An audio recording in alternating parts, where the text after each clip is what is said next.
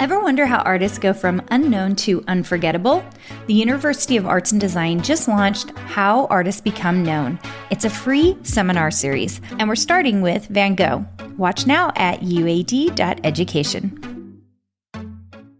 Welcome to the Make and Design podcast. I'm Carina Gardner, and today I am going to talk about some research I've been digging up. It's been a very interesting last couple of months. I've been watching the S&P index pretty closely and kind of seeing what the state of the industry is, especially when it comes to AI. I know that a lot of people are freaked out by AI, and there definitely are a lot of issues that we're kind of running into here. Most notably, the thing I'm seeing is a lot of people aren't using AI. And then, of course, we've got the environmental issues around it as well. And I'm not telling you what is right or wrong. I don't know the answer to these things. I think most of us don't. But I will talk to you and give you some information about how this affects design and designers. Because at the end of the day, those of you who are here with me, you're designing, you're trying to create a business, you're trying to make a living out of what you're trying to do, and you still want to be creative, you still want to create your artwork. I am going to tell you right now that it's become very apparent to me that designers are not going away. I think that there has been some worries, or there were some worries that, AI was going to make it so jobs didn't exist anymore for a lot of different industries. May 26, 2026, Sam Altman came out and basically said, he was wrong, that AI wasn't going to take all the jobs and there was only going to be 20% left, which any of us who have been working in AI for 10 hours a day for the last several months could tell you. AI is flawed. It's incredibly flawed, and it can only do so much. It can generate ideas, which is, you guys know, is like the lowest form of anything, because as a designer, we have to spend a lot of time in execution. And when we execute something, that takes time and effort and energy, and especially to get it right. Most notably, what we're seeing at the University of Arts and Design, because we do integrate AI into most of our classes in one form or another, is that the need for AI has created a higher level learning necessary for our designers. And in essence, we're building creative directors, because now not only are you creative directing your own work, you're creative directing AI. And that has been fascinating as I have been digging into it. We have a web design class, and in spring 2026, one of the things we ran into is I just found that you basically could HTML code so quickly using AI, but it couldn't create great design work. In fact, what we're seeing is that AI design work is looking pretty much the same across the board. And you might see me talking more and more about this, because as you go even on Instagram or social media, you're going to see the carousels are all starting to look the same. Why? Because AI does not have a design eye. It's been filtered in to use a serif font, do an italics and a different color on the title. It's pretty much formulaic. And so we as designers have a responsibility to bring different kind of design to the marketplace. And I actually think it's pretty exciting. If you're not seeing it yet, don't worry, you will. You're going to be able to see who AI created and who didn't. And there's going to be a vast gap. So I think this is going to be really interesting. Now, we are running into some issues when it comes to people's understanding of AI and just people's general feelings about AI. And we are in a creative space, which means the feelings seem like they're running a little bit higher. In particular, there was an issue that came up with a Monet post on X. And I'm going to read this to you guys because this came into my newsletter feeds. And then I went and looked it up and decided to talk about it with the Alumni Association at the University of Arts and Design. But here's the feed rundown, which is interesting. Artist Shalom sparked a frenzy on X over a post that presented a real image of a painting from famed Impressionist Claude Monet, but he said it was AI generated. and it sparked critiques of the work and a shining mirror of anti-AI bias seen in the creative world, right? I mean, this makes no total sense to me. Everyone's anti-AI. Shalom's posted that he generated the image of a style of Monet, asking users to describe why the AI image is inferior in as much detail as possible. So in a lot of ways, he was baiting them. The post received thousands of responses calling the image emotionless, slop, and critiquing specific features like depth, reflections, and composition. The image was an image of a real Monet, just to be clear, identified as from his Water Lilies collection from around 1915. The saga aligns with 2024 research from Norwegian researchers finding that people actually prefer AI art, but show a clear negative bias against it. So why does it matter? This Monet Gate was one painting, but the reflex it exposed runs through the entire creative world right now. For a growing crowd, the word AI alone triggers backlash regardless of context, and the knee-jerk hostility is only growing as the tech changes the world around us and embeds deeper into everyday life. I think this is a really interesting thing. I'm not surprised by it. And I think that especially as we as artists and designers have to create more and more of our art, we have to also get out there and talk about how it's ours and that how we created it and make sure that people know that it's not AI driven. So I do think there is something to that. Take that how you will in your current design work. Some other research that I've been pulling that still, and I think this is part of the reason why I think design is going to continue forward. Not only are we going to need production designers, because production designers are taking all the artwork and putting it in the right usable ways to set it up for design. And right now we're just not seeing AI being able to do that. AI is doing some production things, to be clear, okay? You can run scripts right now to InDesign. You can run scripts to the Glyphs app. That's our font software we use at the university. You can run scripts to Illustrator. You can, oh my gosh, on my team, one of our adjunct faculty and academic advisors ran something that was able to take all of her artwork directly from Procreate and vectorize it. So this is the AI stuff that is useful and helpful. We're still creating the artwork, but now it's like helping us with processes. But here are some other ROIs that I think you need to pay attention to. Design-led companies beat the S&P 500 by 228% over a 10-year period from 2004 to 2014. So I think this is interesting. Because so many people think design's not important. In fact, we know that lots of people don't think it's important because the research actually shows that that there are a ton of companies that skip design and start talking about it at the end of product development. So there was a McKinsey study where they said that more than 40% of companies still weren't talking to their end users until the end of a product development creation.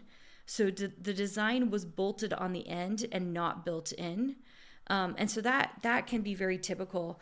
Here's the interesting thing. Repairs to fix these issues cost 3 to 4 times more after a launch. So Forrester noted that the cost of fixing problems post-launch can be 3 to 4 times more expensive than catching them through the design up front. Just a big financial reason to be looking at design earlier and earlier and earlier.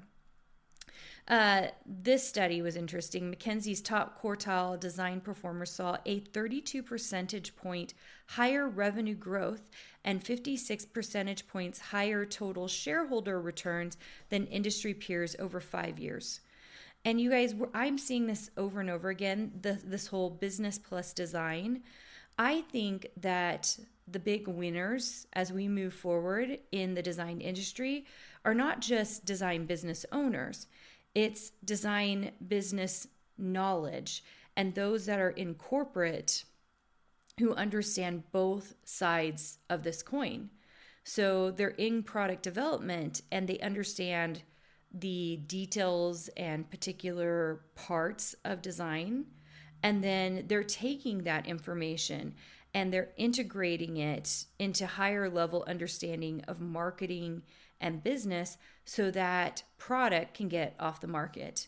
We've seen on both sides how this works and doesn't work, okay, right? So like design by itself is a great thing, but like if it's not marketable, then you've got a pretty design that doesn't do much. On the other side, we see business owners who think they know a lot about design and they nitpick. Oh my gosh, you guys, I have a CEO that I worked with who did not know any design at all, and I was the creative director, and just nitpicked, and I think continues to, based on what I've heard, everybody's design work, knowing nothing about design. And it's really made it so that the design work is pretty flat and not strong like it could be, because he's only thinking about marketing. He's not thinking about how to get the design work out there and really beautiful and different. And he really thinks he has an eye for this. You guys, I run into CEOs all the time who have zero design knowledge. They're like, oh, I have an eye for this. And, some of them do, some of them don't. But you guys know what I am talking about here. They don't have great design training, so they don't actually know what they're talking about. And they'll pair, sans serifs and serifs together that look terrible. And I think these same people are probably going to be the ones who are using AI for design.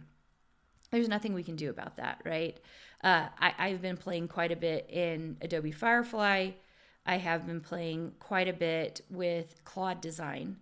And I find that I have to take the reins on both of those and fix a lot of the design work in it, because it's going to spit out the same thing. It's usually spitting it out in a way that doesn't look very pretty, and it takes a lot of time.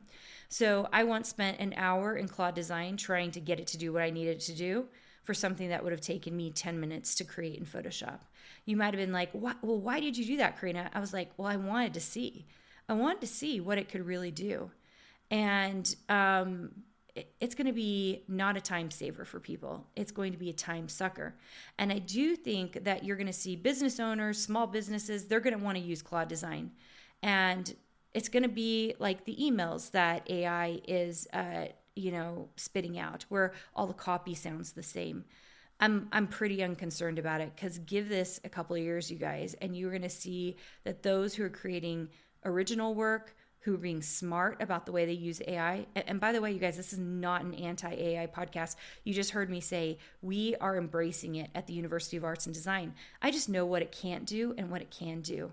And we want to use it to be smart about it. And we want still design to be at the forefront. We need humans at the forefront. And you using design, as my friend Nikki calls it, as your junior designer. Or I like to say your executive assistant or your junior assistant. It's very excited. It wants to help you. It just does a terrible job half the time, and you have to correct it. And that's what I am seeing right now.